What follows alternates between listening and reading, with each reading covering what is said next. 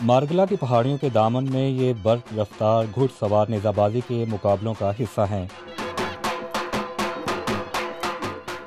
ان مقابلوں کی وجہ سے اسلام آباد کے F9 پارک میں عام دنوں کے برعکس ایک میلے کا سا سما ہے اور زندگی کے ہر طبقے سے تعلق رکھنے والے افراد یہاں نظر آئے۔ میاں محمد اسد حیات کا تعلق صوبہ پنجاب کے شہر گجرات سے ہے۔ وہ ایک کاروباری شخصیت ہیں، لیکن ان کو نیزہ بازی کے کھیل سے جنون کی حد تک لگاؤ ہے۔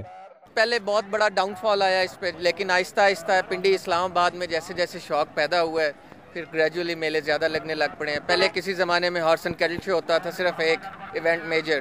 اب ہارس اینڈ کیٹل شو جیسا ایک یہ ہے، ایک لاہور میں ہو رہا ہے، اور تو اس طرح شوق تو بڑھ رہا ہے اس کے اندر، اور it's a very healthy game. Mian Muhammad Asad حیات کی ٹیم اسلام آباد میں جشن بہاراں کی مناسبت سے منعقد کیے جانے والے نیزہ بازی کے مقابلوں میں شریک ہے۔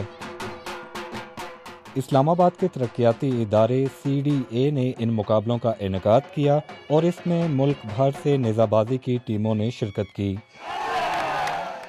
ہم نے اس کو 3 مہینے پہلے سے شروع کیا تھا۔ ہمارے پاس چونکہ پورے پاکستان سے پارٹیسپینٹس آتے ہیں، اور آپ کو پتہ ہے اتنے ہارسز کو مینیج کرنا، پھر ان کو یہاں اسلام آباد میں آج جوائنٹ سیشن بھی چل رہا ہے، اتنے ہائی سیکیورٹی اس میں لے کے آنا، ہمارے ساتھ ساری انتظامیہ کا، پولیس کا، ٹریفک پولیس کا بہت تعاون رہا، اور الحمدللہ یہ ایک ایونٹ کامیاب کیا۔ اسلام آباد کو ثقافتی، ادبی اور کھیلوں کی سرگرمیوں کے حوالے سے ایک بنجر شہر تصور کیا جاتا ہے، لیکن ملک میں دہشت گردی کے واقعات نے اس شہر کو گزشتہ کچھ عرصے سے مزید ویران کر دیا۔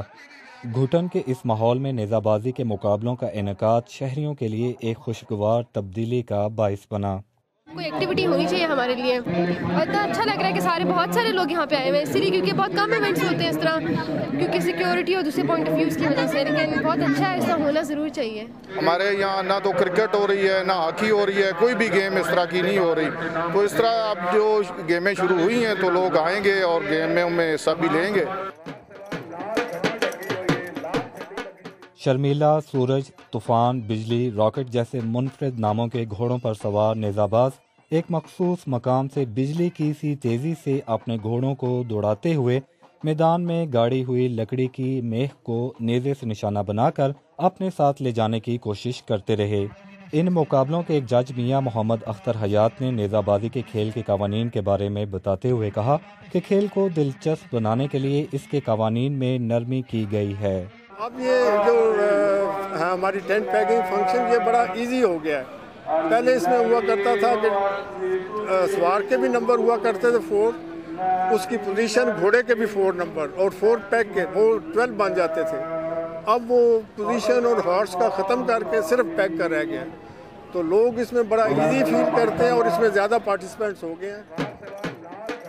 نیزہ بازی کو جاگیرداروں، نوابوں اور امیر لوگوں کا کھیل تصور کیا جاتا ہے۔ سرکاری سرپرستی نہ ہونے کی وجہ سے یہ کھیل اب تک صرف ایک مخصوص طبقے تک محدود ہے۔ اسلام آباد کے اس پارک میں میلے کا سا سما ہے۔